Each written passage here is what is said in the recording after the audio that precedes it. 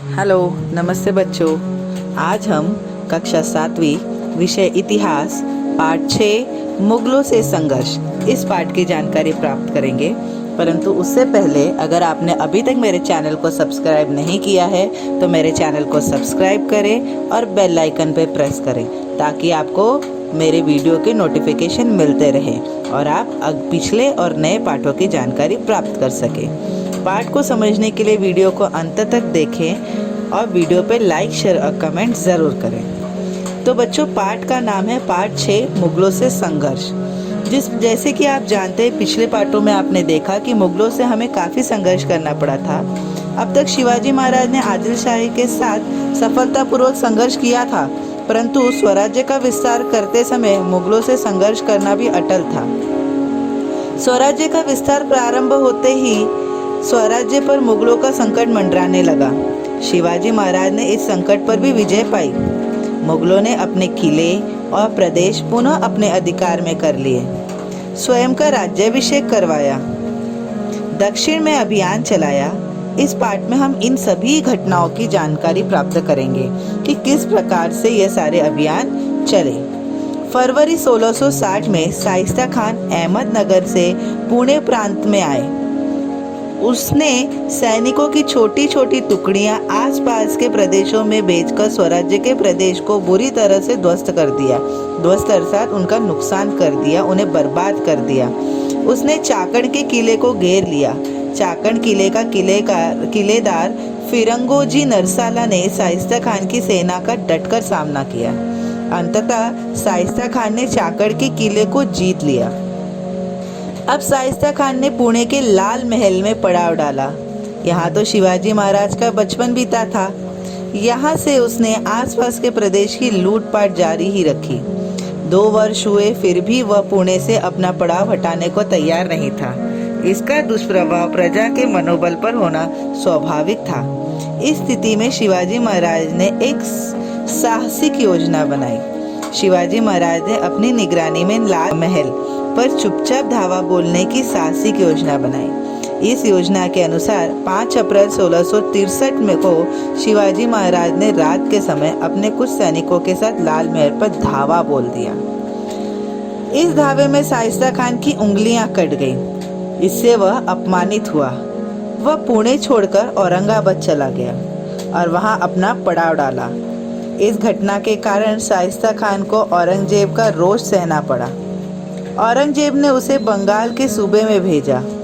शाइस्ता खान पर हुए इस सफल आक्रमण में लोग भी प्रभावित हुए।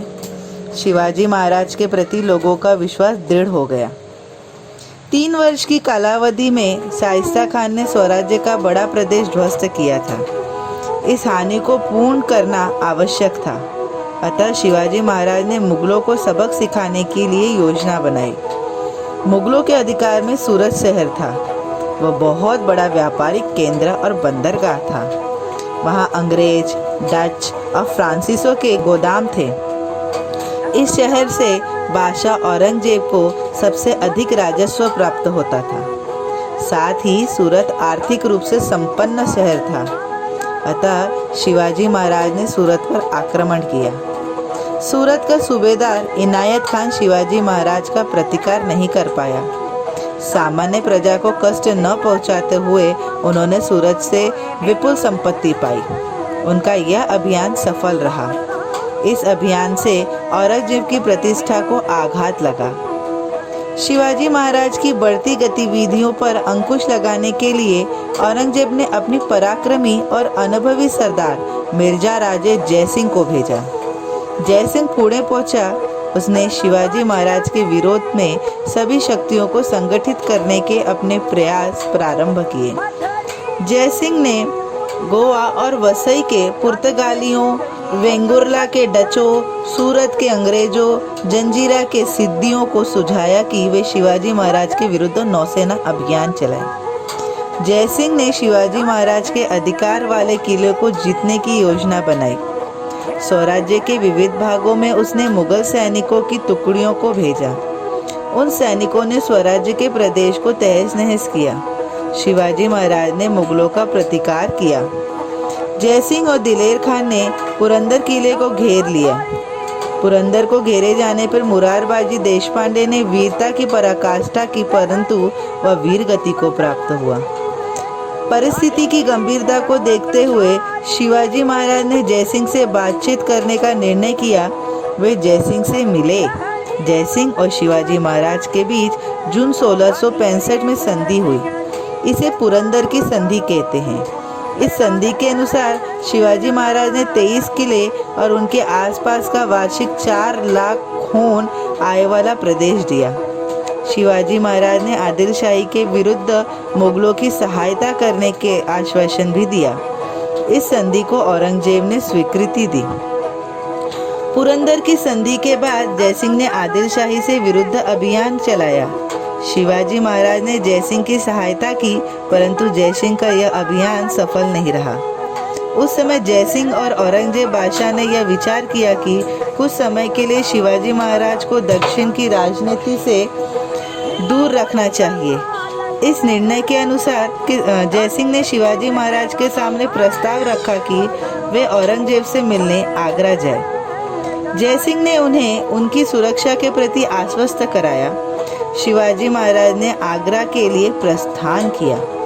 उनके साथ राजपुत्र संभाजी तथा विश्वसनीय और प्राण निछावर करने वाला चुनिंदा सहयोगी भी थे। शिवाजी महाराज आगरा पहुंचे, परंतु औरंगजेब ने दरबार में उन्हें उचित सम्मान प्रदान नहीं किया। इस पर शिवाजी महाराज ने अपना क्रोध व्यक्त किया। इसके पश्चात औरंगजेब ने उन्हें नज़रबंद किया। बादशाह की इस हरकत से शिवाजी महाराज विचलित नहीं हुए, अपितु उन्होंने नज़रबंदी से छुटकारा पाने की योजना बनाई। वे बड़ी चतुराई से आगरा से निकल गए और कुछ दिनों बाद महाराष्ट्र में सकुशल पहुंच गए। आगरा से आते समय उन्होंने संभाजी महाराज को मथुरा में छोड़ा था। कालांतर में उन्हें भी सकुशल राजगढ़ पर लाया गया। जब शिवाजी महाराज स्वराज्य से दूर थे, तब वीर माता जीजाबाई और शिवाजी महाराज के सहयोगी ने प्रशासन चलाया। शिवाजी महाराज मुगलों के साथ तुरंत संघर्ष नहीं चाहते थे, परंतु पुरंदर की संधि के अनुसार मुगलों को दिए हुए किले और प्रदेश पुनः प्राप्त करना उनका उद्देश्य था। इसके लिए उन्होंने इस व्यापक और साहसिक योजना बनाई। इस नीति के अनुसार एक ओर दिए हुए विभिन्न किलों पर पूरा दलबल भेजकर किले अपने अधिकार में कर लेने और दूसरी ओर मुगलों के प्रभाव वाले दक्षिणी प्रदेशों पर आक्रमण करके उन्हें परेशान कर रखना है। अब उन्होंने मुगलों के अहमदनगर और जुन्नर प्रदेशों पर आक्रमण किए। इसके बाद सिंहगढ़, पुरंदर, लोहगढ़, माहुली, करनाला और रोहिणा किले जीत लिए। इसके पश्चात शिवाजी महाराज ने दूसरी बार सूरत पर धावा बोला। सूरत से लौटते समय उनका नासिक जिले में वणी दिंडोरी स्थान पर मुगलों के साथ जबरदस्त संघर्ष हुआ। इस संघर्ष में शिवाजी महाराज ने मुगल सरदार दाऊद खान को पराजित किया।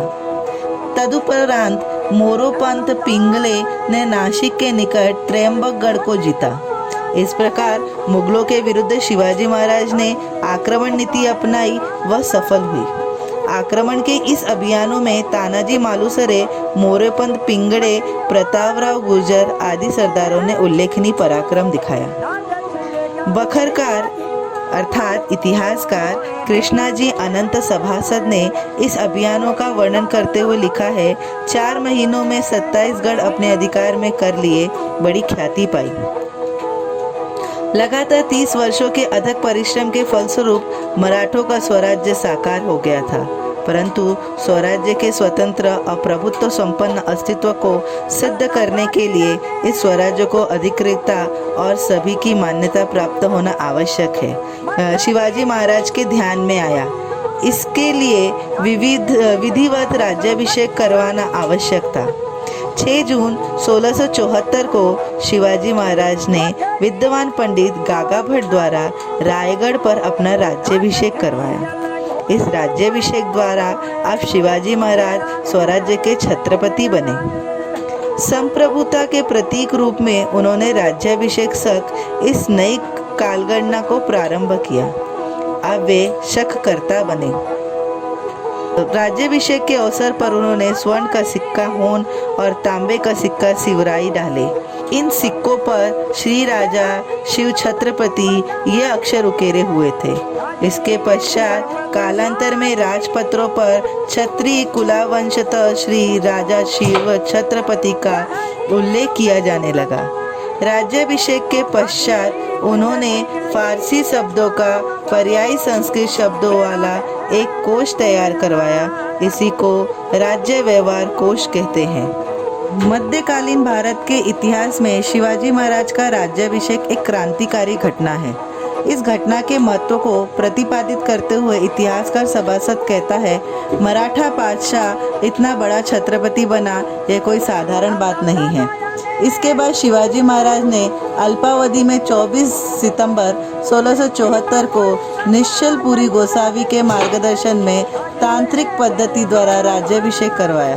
भारत में धार्मिक विधियों की दो परंपराएं वैदिक और तांत्रिक प्रचलित थी। इन दोनों पद्धतियों का आदर करते हुए शिवाजी महाराज ने इन पद्धतियों द्वारा अपना राज्याभिषेक करवाया। बच्चों, क्या आपको पता है शिवाजी महाराज के राज्याभिषेक के समय युवराज संभाजी राजे की आयु 17 वर्ष की थी। उन्होंने बुद्ध भूषण ग्रंथ में राज्याभिषेक समारोह का वर्णन किया है। यह वर्णन उन्होंने अपने अनुभव के आधार पर किया है। छत्रपति शिवाजी महाराज के राज्याभिषेक समारोह के अवसर पर अलग अलग प्रांतों से जो विद्वान आए थे, उन्हें बिना तौले और गणना किए विपुल धन दिया गया। साथ ही उन्हें वस्त्र, हाथी, घोड़े भी दान में देकर संतुष्ट किया गया। इस प्रकार से शिवाजी महाराज ने अपनी कीर्ति दसों दिशा में फैलाई। आपको यह पता है, शिवाजी महाराज के राज्याभिषेक हेतु अत्यंत मूल्यवान और भव्य सिंहासन का निर्माण करवाया गया। सिंहासन की 8 दिशाओं में 8 रत्न जड़ित स्तंभ थे। यह सिंहासन 8 मन स्वर्ण का बना था तथा इसमें मूल्यवान रत्न भी जड़े थे। राज्याभिषेक के लगभग 300 वर्षों बाद अक्टूबर 1677 में शिवाजी महाराज ने दक्षिण में अभियान चलाया। वे गोलकुंडा गए और कुतुब शाह से मिले। उन्होंने उसके साथ मित्रता की संधि की। आगे चलकर शिवाजी महाराज ने कर्नाटक के बंगलुरु, होसकोट तथा वर्तमान तमिलनाडु के जिंजी, बेल्लोर आदि किले और आदिल शाह के कुछ प्रदेश जीत लिए, लेकिन उनकी सेना ने वहां भी प्रजा को किसी प्रकार का कष्ट नहीं पहुंचाया। विजित प्रदेश के प्रशासन की देखरेख के लिए प्रमुख प्रशासक के रूप में रघुनाथ नारायण हणमंते की नियुक्ति की। शिवाजी महाराज के सौतेले भाई वेंकोजी वर्तमान तमिलनाडु के तंजौर में शासन कर रहे थे। शिवाजी महाराज का प्रयास था कि उन्हें भी स्वराज्य के कार्य में सहभागी करा ले। वेंकोजी राज्य के पश्चात तंजौर के राजाओं के विभिन्न विद्याओं और कलाओं का संवर्धन किया। यहाँ का सरस्वती महल ग्रंथालय विश्वविख्यात है। दक्षिण के अभियान में शिवाजी महाराज ने तमिलनाडु का जिंजी किला जीतकर उसे स्वराज्य में समाविष्ट कर लिया। उनके इस कार्य को भविष्य में बड़ा ही निर्णायक महत्व प्राप्त हुआ। मुगल शासक औरंगजेब स्वराज्य को नष्ट करने के लिए महाराष्ट्र में पांव जमाए बैठा था। उस समय तत्कालीन छत्रपति राजाराम महाराज को अपनी सुरक्षा की दृष्टि से महाराष्ट्र से बाहर जाना पड़ा। वे दक्षिण के इसी जिंजी किले के आश्रय में चले गए और वहीं से स्वराज्य का प्रशासन चलाया। इस दक्षिण विजयी अभियान के पश्चात अल्पावधि में 3 अप्रैल 1680 को शिवाजी महाराज का रायगढ़ में निधन हो गया। 50 वर्ष की आयु में उनका निधन होना स्वराज्य के लिए अपूरणीय क्षति थी। एक महान युग का अस्त हो गया। तो देखा बच्चों, किस प्रकार से शिवाजी महाराज ने मुगलों के साथ संघर्ष किया और अपना विजयी होते गए, परंतु उनकी आयु अधिक नहीं थी। 50 वर्ष की आयु में ही उनका निधन हो गया और हम सबको एक बहुत बड़ी क्षति सहनी पड़ी। तो आपको यह पाठ उम्मीद है समझ आया होगा। अगर आपने अभी तक मेरे चैनल को सब्सक्राइब नहीं किया है तो चैनल को सब्सक्राइब करें और बेल आइकन पर प्रेस करें, ताकि आपको मेरे वीडियो के नोटिफिकेशन मिलते रहें और आप नए और पिछले पाठों की जानकारी प्राप्त करते रहें। वीडियो पे लाइक, शेयर और कमेंट ज़रूर करें। धन्यवाद।